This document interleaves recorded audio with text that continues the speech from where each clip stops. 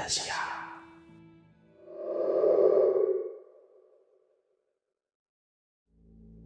Jadi pada saat itu tahun 2018 di bulan Oktober, kalau saya cek di terakhir di Instagram itu waktu saya postingan, pada saat itu gue ikut open trip ke Gunung Lawu ceritanya. Gunung Lawu dan kita masuk lewat Cemoro Kandang. Jadi open trip, sebelumnya saya mau cerita nih, gue mau cerita kalau open trip ini sebenarnya lebih mirip ke share cost. Oh ya. Karena dia tuh ketemunya meeting point-nya ada di Stasiun Senen. Dan setelah kita sampai ke Solo Jebres itu, kita malah dibagi bobot logistik. Ada yang bagi ke bagian tenda, ada yang ke bagian pasak. Pokoknya barang-barang logistik itu di-share ke semua peserta OT. Pada saat itu OT itu ada 18 orang, ada 4 perempuan, sisanya laki-laki, dan kita nggak kenal sebelumnya. Cuma sebelumnya di perjalanan ada beberapa yang kenal, ada yang seumuran, jadi ngobrol, sebat bareng, ngopi bareng. Jadi kita ada obrolan selama perjalanan itu.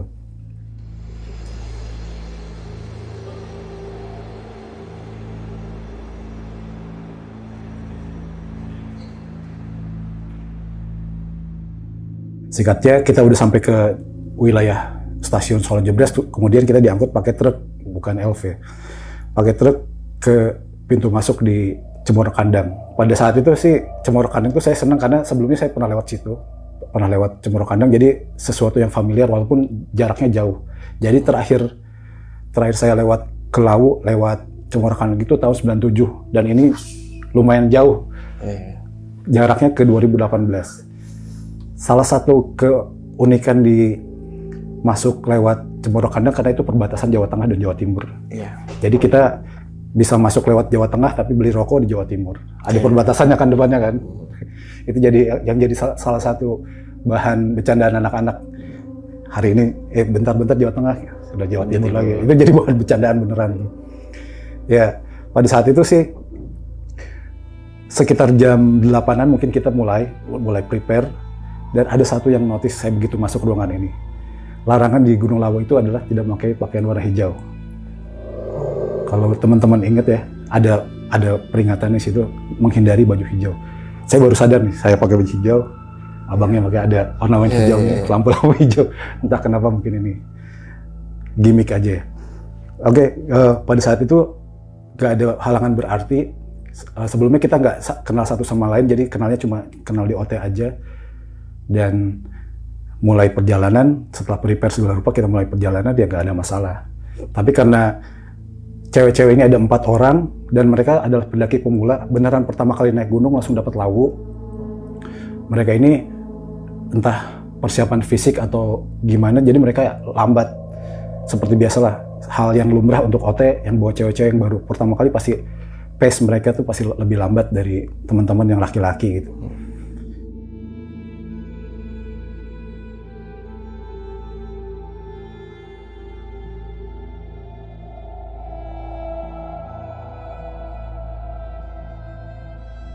Jadi kita sampai pos 1 yang ada dataran sedikit itu berhenti cukup lama. Padahal kita baru mulai itu. Ya itu masih dipahami karena ya kita berempati lah buat cewek-cewek ini baru pertama kali.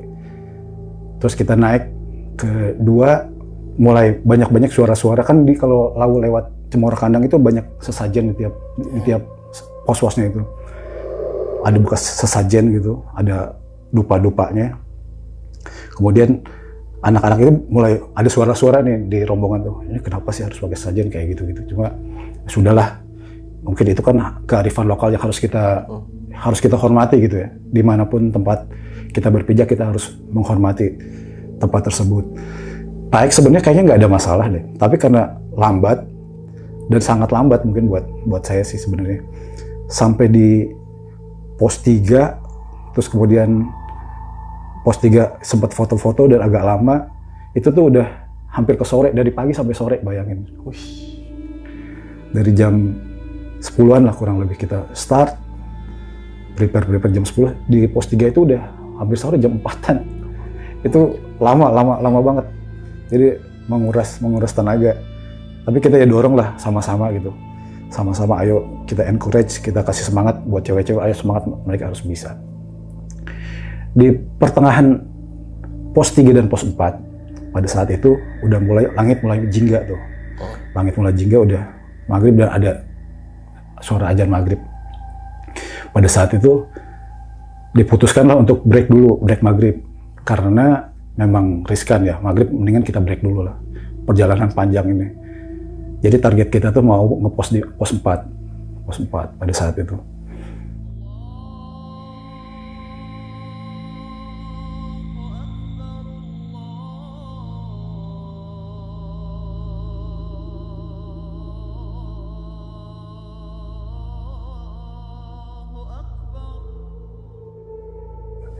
Pada saat itu maghrib itu anak-anak ada yang rest, ada yang duduk, ada yang ngerokok segala rupa sambil nunggu azan maghrib selesai. Ada satu peserta OT yang beneran baru naik gunung itu, gelagatnya agak aneh. Aneh gelagatnya. Jadi dia sambil selonjoran kakinya, terus nyender kerelnya di belakang, terus dia gerakan kepalanya aneh kayak gitu. Dan dia berulang-ulang, hampir 1 menit diperhatikan begitu. Ini kan gelagat aneh. Terus pada saat itu saya ngambil inisiatif aja, mukul kakinya pakai trekking pole. Kemudian setelah dipukul pakai trekking pole begitu, si cewek itu langsung seperti terbangun dari samper di tempat yang lain, tiba-tiba seperti itu. Jadi kayak terbangun gitu. Terus dia bingung di mana, dan kemudian nggak lama dari itu dia menggigil, bibirnya biru. Ini lebih kelihatan seperti gejala ini sih, hipotermia sebenarnya.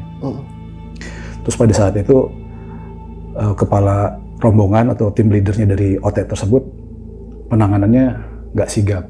Jadi kita tuh berinisiatif untuk mengambil alih komando di situ gitu. Ada 2 orang, saya dan satu lagi kita sebut Bang. Dan kita langsung berdiskusi, ini anak nih hipotermia nih udah menggigil. Udah, akhirnya kita minta teman-teman yang bawa space blanket yang warna silver itu untuk menyelimuti dia, dan kita harus buru-buru sampai ke pos 4. Tapi di pos 4 itu tiba-tiba tuh berasa semua tuh jadi gelap gitu. Si awan jingga itu langsung turun, langsung jadi warna gelap gitu. Kita naik ke atas, tiba-tiba di situ tuh kita baru tahu kalau Gunung Lawu itu habis kebakaran. Dan semua itu jadi kelihatan hitam semua, tumbuhan savana, tumbuhan jadi hitam bekas kebakaran, dan itu menyulitkan kita untuk mencari jalan gitu. Jadi kita beneran random tuh, walaupun kita punya flash, punya center, headlamp segala rupa, tapi itu jadi kita bingung mau kemana. Dan kita konsultasi sama tim leadernya OT itu, dia juga kebingungan gitu loh. Ini udah mulai gejala-gejala yang bisa memunculkan konflik sebenarnya. Benar. Cuma ya kita tahan, karena anak ini harus cepat hangat, harus dapat tenda, harus cepat dapat tempat yang benar biar dia nggak keterusan gitu, biar dia bisa ditreatment dengan baik gitu. Ya akhirnya saya inisiatif sendiri sih, ada salah satu anak namanya Yan. Ini saya suruh bawa tenda kecil, tenda yang kapasitas 2. Untuk lari ke pos 4 sesuai tujuan dan langsung mendirikan tenda untuk memudahkan si cewek yang tadi ini sampai ke sana langsung aman, dibungkus aman gitu. Dia lari tuh cepet kelihatan. Sementara tim yang lain masih nunggu tuh di situ. Karena gelap. Akhirnya dia naik ke pos 4 sendirian dengan berlari, tapi nggak lama kemudian dia turun. Terus saya tanya, "Kenapa kamu turun?" "Saya perlu 1 orang buat teman, Om." "Ya udah, cari teman 1 lagi." Akhirnya ada teman 1 lagi, naik lagi lah dia ke atas, lari lagi, buk. Sampai nggak berapa lama turun lagi tuh 2 orang itu. Iya, dengan alasan? Iya nggak tahu, minta teman 1 lagi katanya gitu. Ini kok bolak-balik, ini ada pasien loh. Saya mulai emosi tuh pada saat itu sama mulai emosi. Kita tuh lagi nyari jalan, ini gimana harus sampai pos 4, gimana sih caranya gitu. Sementara tim leadernya no action gitu, hanya bengong-bengong.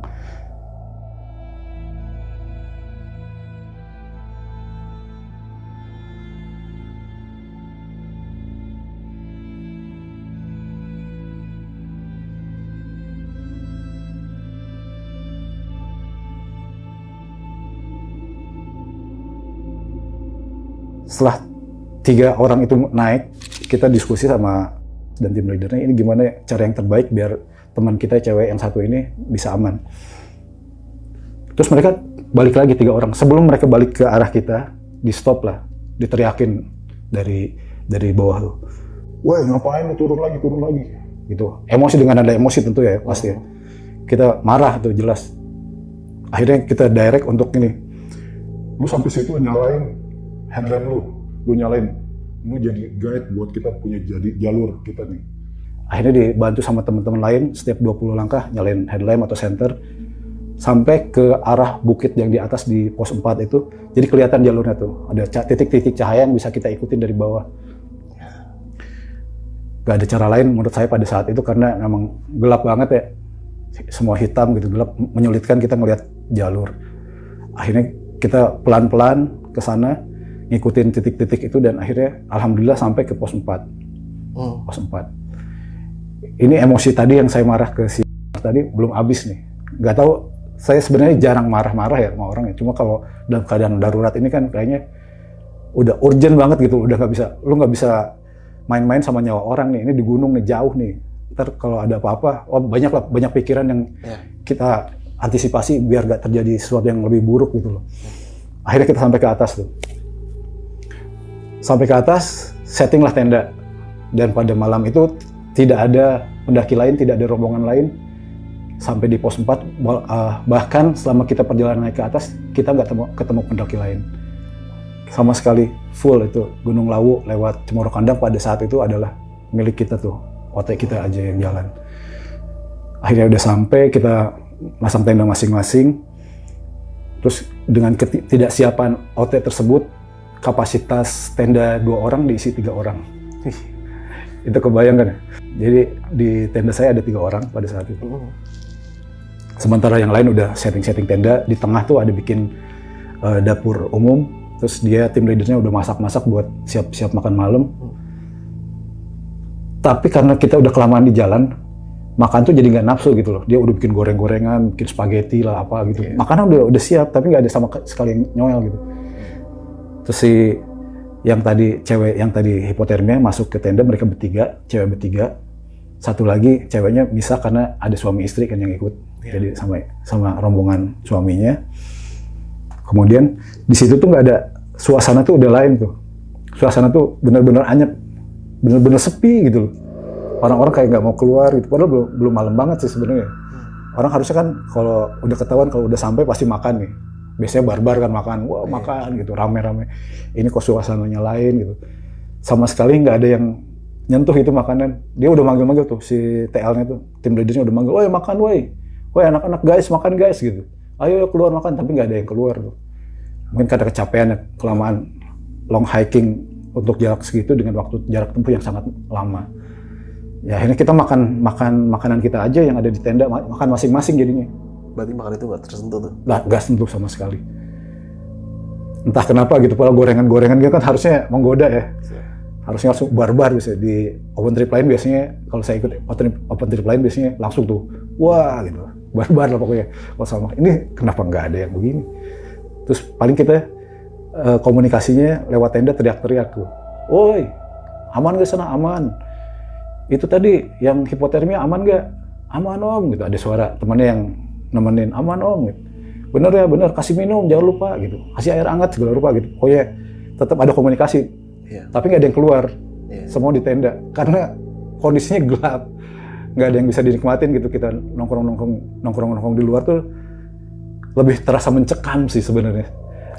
Ada feeling itu gitu. Nggak tahu karena Gunung Lawu istimewa mungkin ya.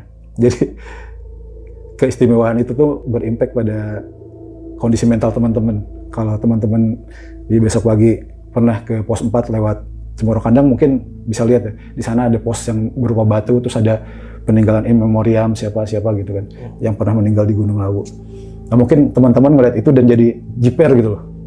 Lebih ke arah gitu loh, lebih ke arah mentalnya yang kena. Akhirnya sudahlah, kita malam, kita ngobrol masing-masing tuh, lampu masih nyala, kita intip dari luar, nggak ada sama sekali yang keluar, ini gimana gitu. Malah TL-nya sendiri yang mondar-mandir gitu. ngatur-ngaturin makanan gitu ke tenda, jadi nggak ada yang bareng-bareng makan di tengah. Habis itu ya kita jadi asik sendiri aja di tenda itu. Di tenda saya itu ada yang teman saya yang selalu koordinasi sejak awal. Satu lagi nih teman saya almarhum ya, sekarang udah almarhum.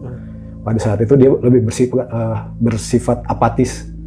Oh nggak usah sih, apa sih? Udah. Dia lebih ke logis, ada persiapkan fisik lu, mental lu. Besok kita masih ada perjalanan gitu. Lebih ke arah sana. Bagus juga sebenarnya, nggak salah. Cuma pada saat itu di tenda jadi komposisinya 2 lawan 1 gitu loh. Yang 2 ini kita gimana nih? Yang satu lagi, udahlah nggak usah lah gitu. Ya udahlah.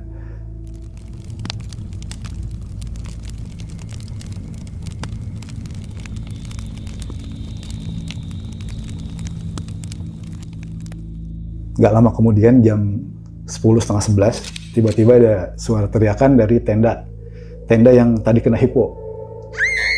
Ada satu cewek, namanya pada saat itu disebutnya, nggak tahu mungkin itu nama Heroes ya, Heroes Game ya, nggak usah disebut. Tiba-tiba ada yang teriak-teriak temennya. Nah kirain kenapa-napa sama yang hipotermia tadi kan. Kirain ternyata dia tidur hipotermia, yang tadi hipotermia itu tidur lelap. Terus si ini tadinya pamitnya ke temennya mau kencing, mau buang air kecil, nyari tempat aman gitu. Dia nyalain headlampnya, terus sama temennya diliatin dari dalam tenda kan, dipantau gitu. Tapi lama kelamaan si Jilong ini malah ke arah jurangan di balik pos itu. Dipanggil nggak nyaut.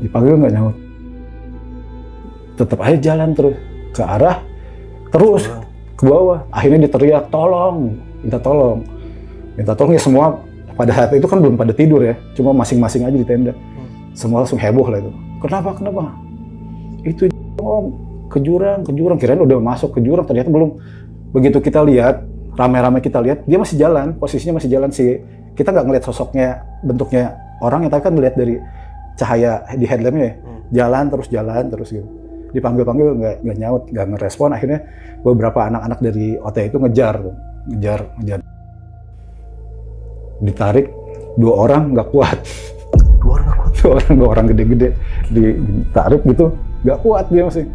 Tambahin. Akhirnya sampai digotong gitu, dibawa ke atas, dibawa ke pos itu. Sampai 4 orang tuh, anaknya kecil gitu. Ditarik susah banget. Wah, suasana mulai chaos tuh. Wah, keributan pokoknya. Akhirnya berpikir gini, ini kalau disatuin sama yang hipo yang tadi, takutnya malah jadi, kalau diduetin nih malah jadi sesuatu kan. Akhirnya dia dievakuasi, pindah, yang cewek satu yang bawa suami akhirnya nemenin yang hipotermia, dan yang satu lagi pindah. Jadi cewek itu jadi ada 2 tenda nih sekarang. Salah satunya bermasalah gitu, seperti itu. Ada teriakan kayak kesurupan gitu. Tapi lebih ke kesurupan histeris, bukan yang ngomong bahasa lain atau apa. Lebih jerit-jerit gitu. Jadi nggak bisa diajak komunikasi. Jerit-jerit aja gitu. Jadi kan gimana sih? Kita lagi butuh istirahat. Suasana mencekam, terus ada cewek jerit-jerit nggak beres-beres gitu. Iya, tanah mencekam tuh. Terus orang-orang yang, maaf ya, yang sok tahu gitu. Ini sembuhinnya ini aja. Nggak usah coba-coba jadinya. Jadi dibacain aja, baca aja biar dia sadar. Dibalikin lagi gitu. Akhirnya sampai jam 1-an, akhirnya udah pada masuk tenda aja, ini udah aman, dia udah tenang, udah bisa duduk, udah bisa diajak ngobrol, walaupun kosong tuh mata itu. Kosong gitu. Akhirnya dikasih minum segala rupa, kita pastikan sampai aman, akhirnya mereka aman. Paksain tidur gitu. Akhirnya kan gitu. Pokoknya kamu paksain tidur. Mereka tidur, anyep tuh, balik lagi ke kondisi serem lagi. Krik. Nggak lama, tidur lah gitu. Awalnya sih ada suara angin, gitu. Standar lah, angin gunung kayak gimana lah, kita bisa nikmatin kan. Selama-lama kayak gemuruh,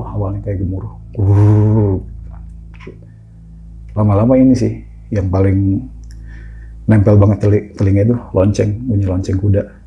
Cerik.